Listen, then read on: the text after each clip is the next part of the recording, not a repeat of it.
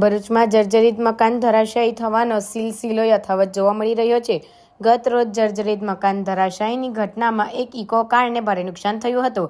હવે જૂના ભરૂચ વિસ્તારમાં નર્મદા કાંઠે આવેલ ભરૂચમાં શ્રી ભાર્ગવ સમસ્ત પંચ ટ્રસ્ટીની માલિકીના જર્જરિત મકાનની ચાલની પાછળની દિવાલ ધરાશાયી થઈ જવા પામી હતી। એક સાથે આખી ચાલના 10 મકાનોની દિવાલ કડક ભૂસ થઈ હતી।